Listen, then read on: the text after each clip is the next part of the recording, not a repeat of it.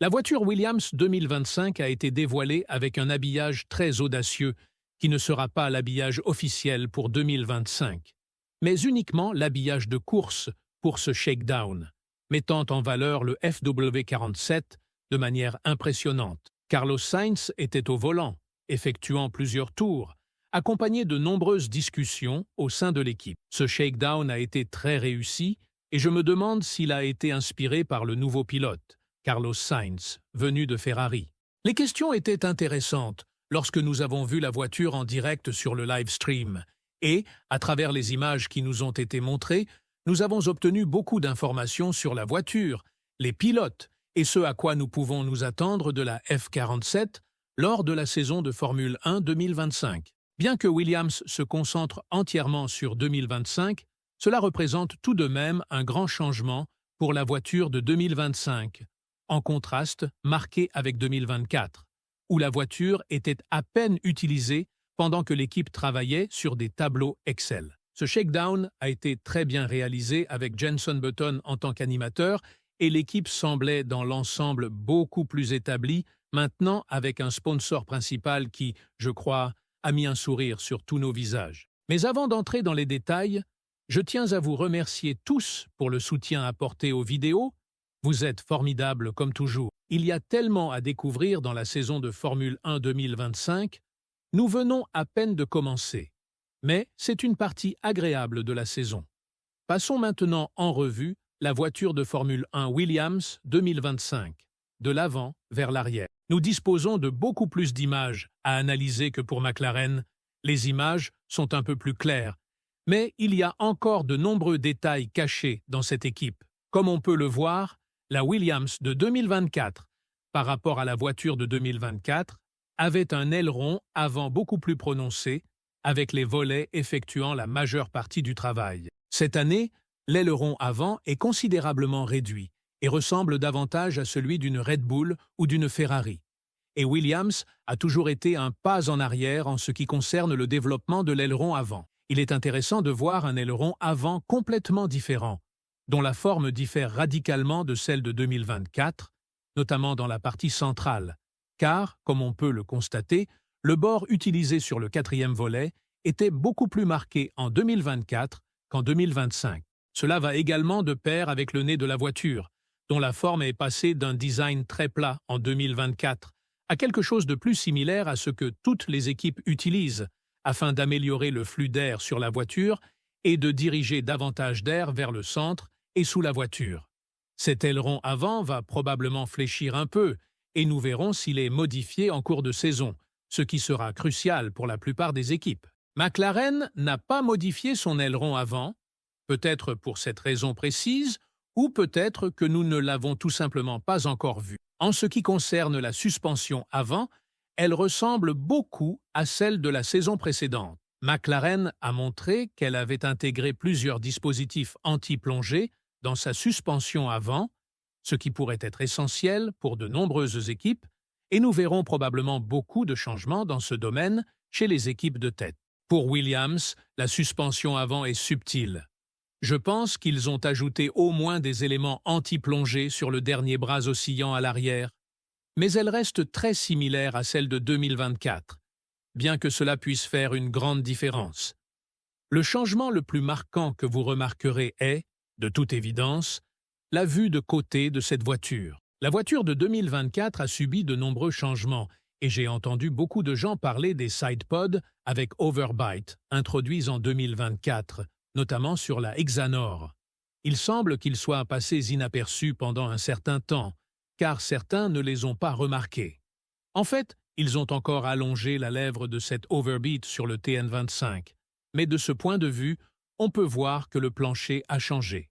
En allant un peu plus dans le détail, ils ont légèrement modifié la courbure de la plaque d'extrémité ainsi que la forme de la partie supérieure du sidepod.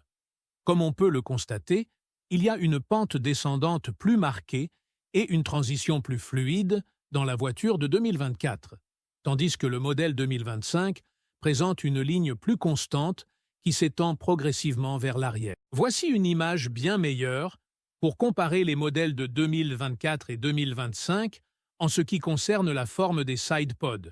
où l'on peut voir plus clairement ce que je veux dire. Il n'y a pas d'effet cascade aussi marqué qu'en 2024. Quelque chose de vraiment intéressant qu'il continue de modifier est, spécifiquement à l'endroit où se trouve le keeper, que la forme de la clôture extérieure a été énormément modifiée de 2024 à 2025, et même par rapport à 2023. C'est fascinant ce qu'ils font là. Peu d'équipes ont opté pour cela. Et je ne suis pas sûr que nous verrons cela très souvent au cours de la saison. On remarque également un décalage au niveau du cache moteur, qui a beaucoup changé par rapport à 2024 et donne l'impression qu'on augmente la pression pour réduire la traînée de la voiture. De nombreuses équipes optent pour un cache moteur bien plus épuré comparé à ce que nous voyions au début de ces réglementations. La taille de la prise d'air reste pratiquement la même. Il n'y a donc pas beaucoup d'évolution à ce niveau. Mais, comme mentionné, le sous-ensemble et la partie supérieure du sidepod ont légèrement changé de position. En regardant le plancher, le détail le plus remarquable à l'œil est que le bord du plancher comporte désormais 5 de ces petits winglets, comparé aux 4 de la saison précédente, ce qui rappelle davantage ce que faisait Mercedes. Mercedes utilisait 5 de ces petits éléments de bord d'aileron, tandis que la plupart des autres équipes en utilisaient 4 ou 3, selon qu'il s'agissait de Red Bull ou de Ferrari. Comme on peut également le voir avec la structure, elle semble être un peu plus prononcée sur ce plancher, ce qui indique que celui-ci a été relevé par rapport à la saison 2024 pour favoriser un meilleur flux d'air sous la voiture et générer autant d'appui que possible. C'est la clé de ces voitures. Et c'est précisément là que nous manquons de nombreuses images pour voir comment elles génèrent cet appui, à moins qu'elles ne se crachent à Monaco. Le système de refroidissement chez Williams reste pratiquement identique. Il n'y a pas eu beaucoup de changements ici. Peut-être juste une forme légèrement différente que nous verrons varier au cours de la saison. Nous avons déjà observé des changements du Bahreïn jusqu'au Mexique, mais pour ce shakedown, il n'y a pas grand-chose à noter. La suspension arrière, autant que je l'ai vu, semble identique. Elle a été conservée de 2023 à 2024 et est désormais maintenue de 2024 à 2025, probablement pour économiser des coûts, car ils souhaitent se concentrer pleinement sur 2026. Il n'y a vraiment aucune raison de repenser la suspension arrière et de gaspiller des ressources, surtout s'il y a de nombreux accidents. Je ne m'attends pas à ce qu'elle soit très différente de 2024, même avec 2 pilotes, mais c'est une décision judicieuse, étant donné que toute l'attention est portée sur 2026. Nous avons également eu une bonne photo de l'aileron arrière, où l'on note de légères variations sur le bord, mais rien de trop drastique. Principalement, ce que nous pouvons observer sur cette photo, c'est que le beam wing présente toujours cette pièce inférieure très robuste, qui a été utilisée tout au long de la saison d'une année antérieure.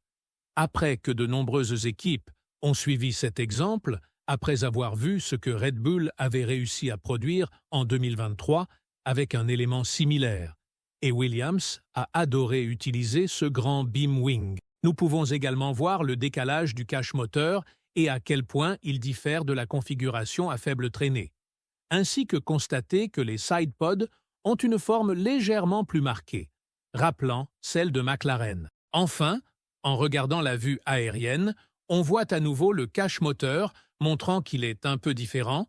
Il présente quelques bosses, bien que rien comparé à ce que Red Bull avait en 2024, et cela illustre principalement la différence dans la philosophie de conception des sidepods. En 2024, il y avait un effet toboggan avec une courbe plus marquée, tandis que le modèle 2025 ressemble davantage au style de McLaren qu'au style Aston Martin de 2023. C'est toujours un pas agressif et définitivement une évolution. On parle beaucoup de la lutte entre Aston Martin et Alpine pour les derniers points et positions. Il est possible qu'ils puissent rivaliser avec les meilleures équipes, mais cela nécessitera beaucoup plus de développement. Je ne pense pas qu'ils vont ajouter trop de puissance à cette voiture et qu'ils appuieront vraiment sur l'accélérateur qu'en 2026. La stabilité est la clé pour 2025. Ils ont été un peu réservés en 2024, ont élargi leur effectif à environ 1000 personnes, et James s'attend toujours à ce que cette équipe continue de croître dans les saisons à venir. S'ils peuvent avoir une saison 2025 constante et très équilibrée, cela fera des merveilles pour eux en 2026, ce qui signifie qu'ils n'auront pas à dépenser beaucoup d'argent, ce qui, à son tour, signifie que de nombreux accidents et développements ne seront pas la priorité jusqu'à ce que nous voyions enfin les nouvelles voitures pour 2026. Chaque équipe sera beaucoup plus conservatrice et nous avons définitivement vu une approche plus conservatrice de la part de Williams par rapport à McLaren. Bien que j'attende un bon début de saison, je ne pense pas que ces gars vont soudainement exploser. J'aimerais connaître votre avis à ce sujet. Veuillez laisser vos commentaires, liker et vous abonner.